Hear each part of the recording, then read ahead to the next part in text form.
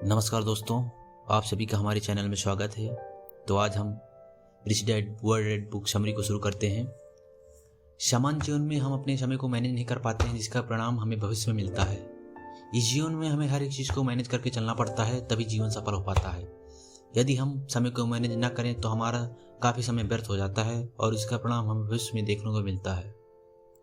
उसी प्रकार यदि हम पैसे का मैनेजमेंट ना करें तो काफ़ी समय बाद हमें समस्याओं का सामना करना पड़ सकता है। और इस बुक में आपको पैसों के मैनेजमेंट के बारे में बताया गया है, तो आइए विस्तार से जानते हैं। तो rich dad poor dad book के बारे में पुस्तक रॉबर्ट कियोसाकी द्वारा लिखी गई है, जिसमें पैसों को मैनेज करना बहुत अच्छी तरह से बताया गया है। और यह भी बताया गया है कि अमीर लोग और गरीब लोग अपने बच्चों को पैसे के बारे में मैनेजमेंट करना कैसे सिखाते हैं और पैसों के बारे में क्या क्या बातें बताते हैं। दुनिया में हर एक व्यक्ति अमीर बनना चाहता है। वह भी चाहते हैं कि उनके पास अच्छी गाड़ी हो, अच्छा घर हो, अच्छा बिजनेस चलता रहे, अच्छा कमाएं, अच्छा खाएं। परंतु कुछ लोग ही अमीर बन पाते हैं, लेकिन कुछ लोग अमीर नहीं बन पाते। शायद उनके सपने अधूरे रह जाते हैं। सब चाहते हैं कि उनके पास करोड़ों रुपए हों, परंतु क्यों नहीं बन पाते हैं? उसका कारण यह है कि पैसों का मैनेजमेंट करना नहीं आता। उन्हें नहीं पता होता कि पैसों का मैनेजमेंट कैसे किया जाए। इस कारणों से आदमी अमीर नहीं बन पाते हैं। जो अमीर लोग होते हैं उन्हें पैसों का मैनेजमेंट के बारे में अच्छा सा ज्ञान होता है और पैसों का मैनेजमेंट करना अच्छी तरह से जानते हैं और उनके पैसों को अच्छी जगह इन्वेस्ट करते हैं और जहाँ से उन्हें अच्छा खासा लाभ होता है। इसलिए अमीर व्यक्ति और अमीर बन जाता है।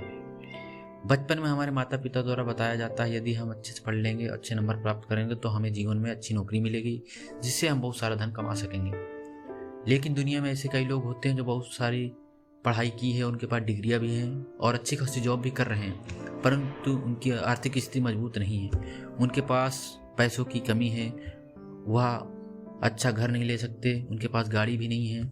ऐसा क्यों होता है? और दूसरी तरफ ऐसे लोग भी जो होते हैं कम पढ़े लिखे होते हैं और उनके पास जॉब भी नहीं होती और इधर उधर जॉब के लिए भटकते भी नहीं हैं और फिर भी अमीर लोगों में गिने जाते हैं।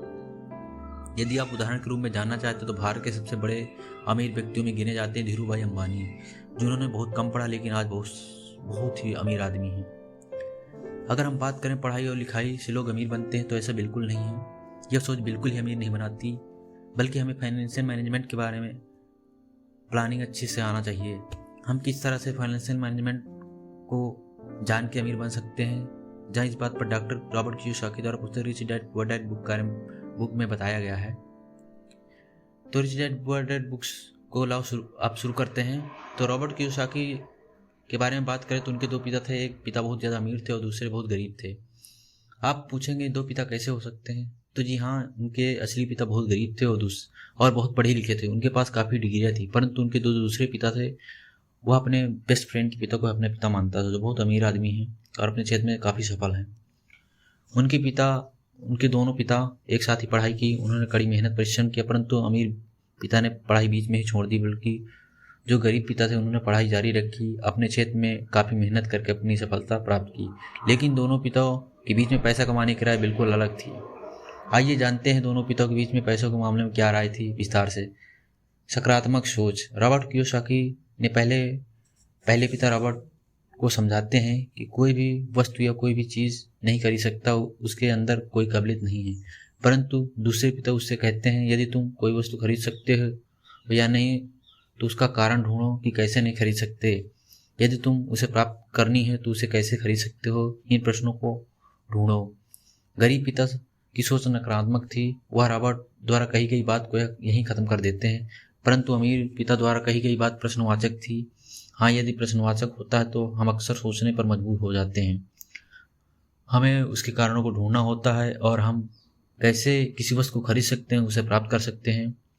यदि कोई ऐसा व्यक्ति सोचता है कि उसे सामान नहीं खरीद सकता तो उसका दिमाग काम करना बंद कर देता है, अर्थात उसके दिमाग में नकारात्मक विचार आ जाते हैं और वो सोचना बंद कर देता है।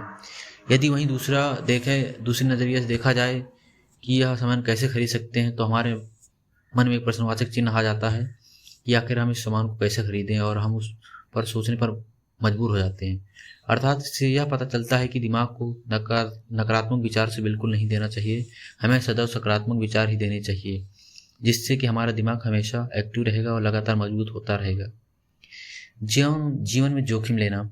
रॉबर्ट के पिता रॉबर्ट को कहते हैं कि जीवन में जोखिम नहीं लेना चाहिए, अच्छे से पढ़ाई करना चाहिए, अच्छे मार्क्स लाकर अच्छी जॉब करनी चाहिए। यदि तुम्हारे जीवन में अमीर बनना लिखा है तो तुम अमीर बनोगे, अन्यथा नहीं। वहीं दूसरे तरफ से रॉबर्ट के दूसरे पिता कहते हैं, यदि तुम जीवन में कुछ करना है तो जोखिम अर्थात रिस्क लेना अवश्य पड़ेगा और अपनी पढ़ाई पूरा करो, परंतु पढ़ाई के साथ साथ आपको फाइनेंशियल मैनेजमेंट भी आना चाहिए, पैसों को मैनेज करना आना चाहिए, संपत्ति और जीवन दायित्व के में अंतर का ज्ञान हो। हमें जीवन में संपत्ति और दायित्व का विशेष ध्यान रखना चाहिए, क्योंकि संपत्ति में से धन की बढ़ोतरी होती है और दायित्व से धन की कमी होती है। इस पर विशेष ध्यान देना चाहिए। यदि आप जीवन में पैसों को कमाना चाहते हैं तो और अमीर बनना चाहते हैं तो आपको संपत्ति बनाना चाहिए, जैसे ज़मीन खरीदना चाहिए और सोना आभूषण बनाने वाली चीज़ें। यदि आप ये सब नहीं करते तो आप लोन लेते हैं, गाड़ी लोन पर लेते हैं, घर लोन पे करवाते हैं, तो आप जीवन में कभी अमीर नहीं बन पाते और गरीब के गरीब रह जाएंगे। 1/4 हिस्सा अपने के लिए रखें। रॉबर्ट के दूसरे पिता कहते हैं, यदि तुम काम करते हो तो तुम्हें अपना 1/4 भाग अपने पास रखना चाहिए, जिससे तुम्हारी आय प्राप्त हो सके और खुद को इम्प्रूवमेंट करने में लगाना चाहिए। गलतियों से सीख लें। रॉबर्ट के पिता रॉबर्ट को बचपन में बताया, यदि तुम कोई गलती करते हो तो उसे गलती दोहराना मत, उस गलती से तुम्हें सीख लेना और उस गलती को दोबारा ना करने की इच्छा रखना चाहिए, जिससे तुम जीवन में आगे बढ़ सकोगे और एक उच्च मुकाम को हासिल कर सकोगे। पैसों के लिए काम करें। रॉबर्ट के पहले पिता कहते हैं कि हमें पैसों के पीछे नहीं भागना चाहिए, हमें पैसों के लिए काम नहीं करना चाहिए, हमें काबिल होने के लिए काम करना चाहिए। बल्कि दूसरे अमीर पिता का कहना है कि हमेशा पैसों के लिए काम करना चाहिए और पैसों कमाने के नए नए तरीके ढूंढना चाहिए। मौके की पहचान करना। सभी को अमीर बनना है, परंतु अच्छे मौके तलाश करते हैं, लेकिन अच्छे मौके बताकर नहीं आते। हम अच्छे मौके की पहचान करनी होती है, जिससे अच्छे मौके की पहचान कर ली और जीवन में आगे बढ़ गया। चलिए इसे एक उदाहरण से समझते हैं। एक आदमी होता है, एक शहर में गुजर रहा होता है। उसके उस घर पर एक बोर्ड लगा हुआ देखा उसने, उस पर हाउस फॉर सेल लिखा हुआ था। वह उस मौके को गंवाना नहीं चाहता था, क्योंकि उस समय मंदी चल रही थी और बहुत कम कीमत पर वह घर बिक रहा था। उसने उस घर को खरीद लिया और कुछ समय बाद मंदी खत्म हुई, उसके घर की कीमत बढ़कर उसके 3 गुने दाम बेच दिया और काफ़ी मुनाफा हुआ। पैसों की सहज करने की समझ होना। दुनिया में सभी को पैसे को सहज कर रखते हैं। सभी को पैसे सहज कर रखना बहुत अच्छी तरह से आता है। यहाँ पर इसका अर्थ यह नहीं है कि पैसे को अलमारी या गुल्लक में रखना हो या बैंक में रखना हो। अर्थात सहज का अर्थ यह होता है कि हमें पैसों का इन्वेस्ट कहाँ पर करना है, कहाँ खर्च करना है, जिससे हमारी आय बनी रहे और हमें पैसों को इन्वेस्ट करते रहें। तो हम इस बात को समझना चाहिए कि पैसों का इन्वेस्ट कहाँ करना है और कहाँ पर नहीं।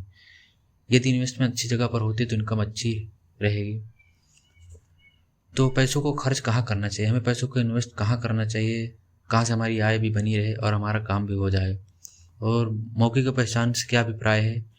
मौके की पहचान से अभिप्राय यह है कि उस मौके को नहीं गंवाना चाहिए जो हमारे लिए फ़ायदे ही लिए हो। जीवन में किस चीज़ों के पीछे भागना चाहिए? यदि जीवन में अमीर बनना चाहते हो तो पैसों को कमाने के नए नए तरीकों को ढूंढना चाहिए। और दूसरा है संपत्ति का अभिप्राय क्या है? संपत्ति का अभिप्राय है कि जीवन में पैसों को उन संपत्तियों में बनाने में लगाना चाहिए जो बेचने पर उतना ही नहीं उससे अधिक धन प्राप्त हो सके। सकारात्मक सोच का क्या अभिप्राय होता है? यदि हम किसी कार्य को सकारात्मक विचार से नहीं करते तो यकीनन वह कार्य असफल हो जाते हैं। यदि सकारात्मक रहे तो बिगड़ा कार्य भी सफल हो जाता है।